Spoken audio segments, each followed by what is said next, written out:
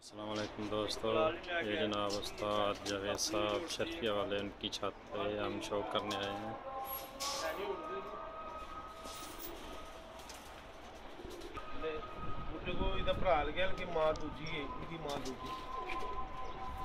ये बड़ी लम्मी हड्डी की मातियां बन गई हैं मातियां ऐसे कबूतर जोड़े ने सही लगे लेकिन ऐ तो मां मोर है ना इसकी एनु ओ कबूतर फड़ी ना किधर गई वाला कबूतर वाला केड़ा वो छोड़ता नहीं ओ जड़ा कबूतर वड्डी भी गई है यही है ना या दे नाल या नु एदे नाल पाने एस कबूतर दा तेरे की चीज लगी से फड़ी जरा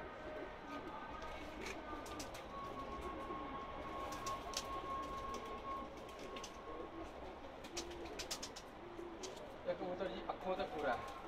कलर भी प्यारा है हर चीज़ है जिस्म भी सही है थोड़ा इत्थों आके रह गया तो थोड़ा इत्थों आके रह गया इत्थों आके ये ना बड़ी हड्डी दी लग जाए जरा खुश्क लग जाए घटाने आ इसलिए तो कर रहे हैं जितने टाइम नहीं है करेंगे काम साथ ही अभी बड़े काम करेंगे आ जो तकिया पर आ लोग दीवाना का ऐसे से ओले देखो कितना फर्क है ओ माती ये छड़े के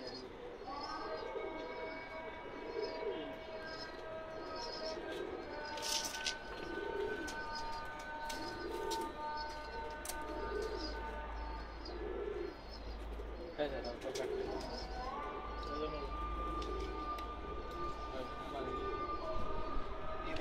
इधर सका पूरा भरा निकले हो ਤੁਹਾਡੇ 40 नंबर नहीं मैंने जरा उस दिन दस दे पट्ठा है ਇਹੋ ਜਿਹਾ ਬੰਦਾ